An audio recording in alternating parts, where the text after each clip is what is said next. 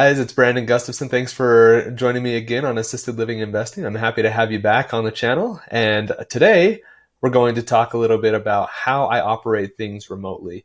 I mentioned in the last video that I have facilities out of state, that I live in Utah. I have a facility in Colorado Springs, Colorado, hence the hat. And I have another facility in Nampa, Idaho. So those are both 6 to 12 hours away from me driving. I can fly there a little bit more quickly. But I wanted to give you an overview of what it's like to operate a facility remotely. Say is the biggest key to operating an assisted living facility remotely is having an excellent administrator at your facility. Our Colorado Springs facility, we have just an awesome administrator. Her name is Kayla. She actually worked for the facility for the previous owners at our facility for several years, actually. And as we went through the acquisition process, we were able to interview her, have conversations with her, and we really liked talking to her. We really liked what she had to bring to the facility, and we wanted to keep her. And so that was a part of actually the negotiation process and kind of a part of our due diligence in making sure that we had somebody that we were comfortable with that was going to run the facility. In Idaho, we found an awesome administrator. It was not somebody that came with the facility, but we found a great Facebook group in Idaho. It's called Healthcare Share Idaho. So shout out to that Facebook group. That Facebook group was able to introduce us to several potential administrators of our facility. And I went through an interview process with several of them, and we found one, and she just does an awesome job as well. She just knocks it out of the park. I'm just amazed every time I get to talk to her. Her name is Bree, and Bree and Kayla in our different facilities just do such an awesome job of administering the facility, taking care of all of the issues that allows us to operate things remotely and be able to function the way that we do. And without them, we wouldn't be able to operate. And they just do a fantastic job. So that is the biggest key. Find an awesome administrator that's going to work for your facility, that knows the rules and the regulations, knows how to set up policies and procedures, knows how to interact with families, and can just take care of everything for you so that you are able to operate and let your facility function the way that it needs to. That's something that people ask me all the time. How do you operate a facility remotely? That's probably the biggest question that I get. And the key is find an awesome administrator. That's really the key. So usually after I get that question and I answer, find an awesome administrator, the next question is, well, how do you interact with that administrator? What's that like? What's that process like? And I'm going to kind of give you a rundown of what it looks like and how we have those interactions with our facility administrators. So we do a weekly check-in with our administrators. We do that virtually. We do it through a Google Meet, what we use for all of our stuff. You could use Zoom. There's so many different softwares out there for doing a video call, but we use Google Meet. And then I make sure that I make myself available and have set up an expectation with our administrators that they answer questions that I have for them relatively quickly. So we have that weekly check-in.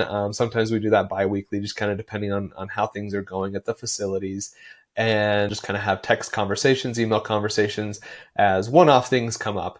It's very common that I'll get a text from one of my administrators saying, hey, do you have time for a quick call? We'll jump on the phone for 10, 15 minutes and take care of some kind of an issue that has come up, and we're able to resolve those fairly quick. So I would say that's the biggest thing. Weekly check-ins, make sure that I'm available to answer questions that come up, and then setting an expectation that they be available as well to answer questions that I have and to address issues as they come up.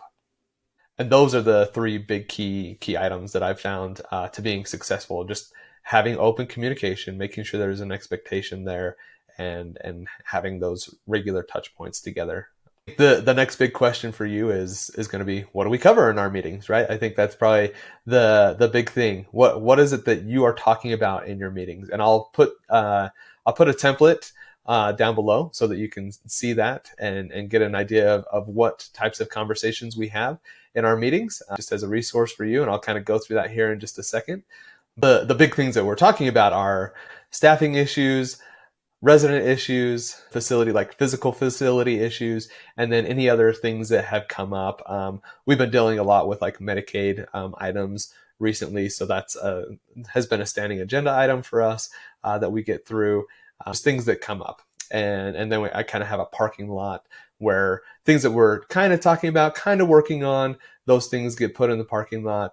And from there, we're able to just kind of work and further expand on we're able to kind of work through and expand on the different items that come up and address those issues and work through them. So those are kind of the main areas of our agenda and the types of things that we are covering on a weekly basis, and making sure that us as an ownership group are aware of the things that are going on, and that we're able to make sure that our administrators have everything that they need to function and be successful administrators.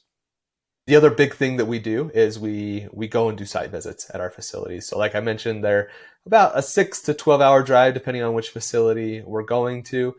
So it's something that we plan. I've done trips where it's just my dad and I going as an ownership group, where we go and have conversations with people and take care of things, and it's more of a real business trip. We get there and we just work on things. And we've done things where we get to go and do it as a family, where we can go and take a little bit of a vacation, but also get some work done. That part is really fun. That part's exciting, that we get to be able to take advantage of those types of things. What I plan on doing is having a visit to one of my facilities every other month. So I'm hitting a facility 6 months out of the year, and I'm going to each of the facilities about 3 times in the year. 3 to 4 times is kind of what we want to do, is get there, have a physical presence at the facilities, so that our staff, our administrator, they know who we are. There's some FaceTime. Our residents kind of know who we are, so that in the event that something comes up, they're familiar with us, they're comfortable talking to us, and we can resolve issues a little bit more easily that way.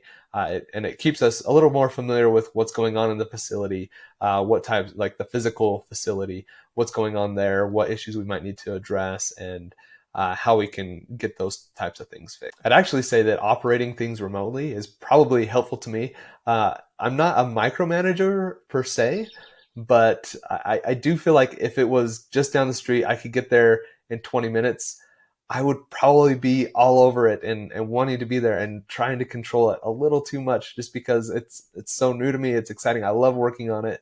And I think I would probably be a little overbearing to our facility administrators. So being able to be a little bit, step back from the facility, from the day-to-day, everything that's going on, gives me a good perspective on how to address some of those issues and help things as they come up, and help our administrators address those things from a perspective where I feel like I should be as an administrator, a little bit higher up, a little bit more stepped back, and out of the weeds of those types of conversations, things that just happen on a daily basis at a facility. Right, so this is the tutorial of the agenda that I wanted to just share with you. I'll make sure I have this as a link down below so you can go ahead and look at it. I'm going to go through this agenda template for you. This is what we use for our meetings with our administrator, and the types of things that we go through as we're having our weekly meetings, our weekly check-in. I just made this. This is just a version that I have. I kind of created this as a template for me, and it allows me to go in and make it, but it also, is kind of personalized. So it has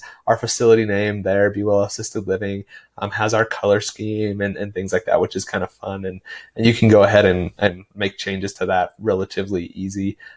If you want, comment down below and I can do a video on how to go in and customize like a Google Doc and help you kind of build something like that. But I'm just going to go through this at a high level today.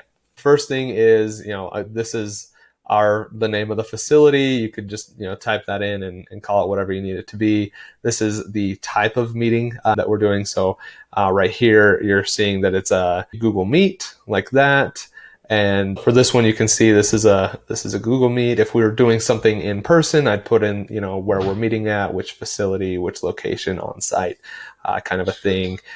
I put the date in here, I put the time in here, so I can put those types of things on there, so you can see, when it is, and then you can reference it and make it work for you.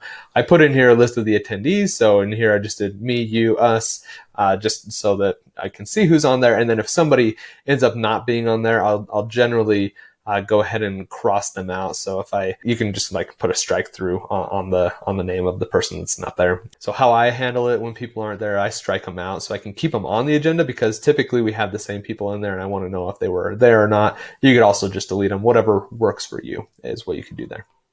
Getting into the meat of the agenda, what I do here is have the person, so me or you, whoever's going to be talking, whoever's going to be going over that piece of the agenda, they're assigned to that thing.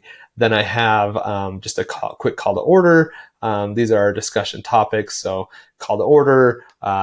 If there are any special topics, I'm listing it out there, giving some contextual notes, any staffing updates or issues, any resident updates or issues, any facility needs, physical facility needs.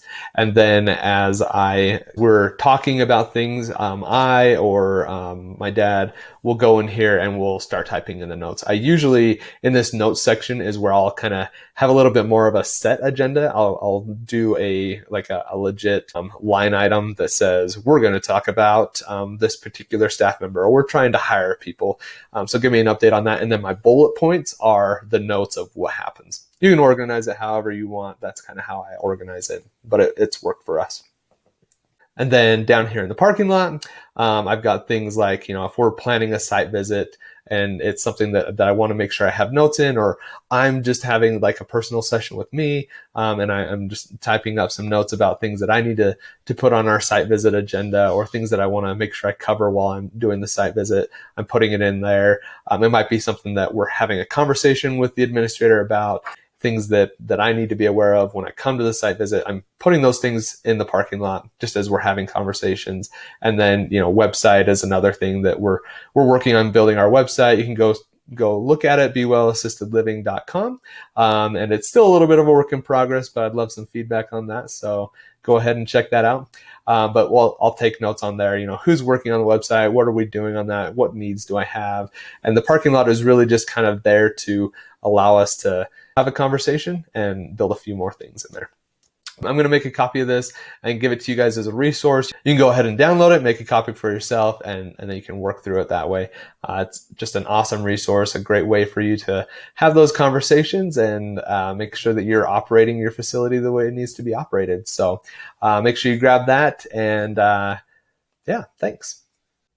So I hope that tutorial is helpful to you. I'm going to put that again, like I mentioned, down as a resource here below, so you can go and download it yourself. It's just a Google Doc, so you'll be able to get in there, make a copy of it, and use the template for yourself. You and your team can have something to build off of and work with, and run your facility, operate your facility the way that you would like to. Just a reminder, make sure you like, comment, and subscribe to my videos. Let me know what you want to see so that I can make content that works for you, that is answering questions that you have. I want to have some really good interaction here, and I'm excited to see what types of questions you come up with so that I can help you out and be a good resource for you as you go down your journey to invest in assisted living. Thanks for watching Assisted Living Investing. I'm excited to continue our relationship. Again, make sure you like, comment, and subscribe, and I'll see you next time. Have a good one.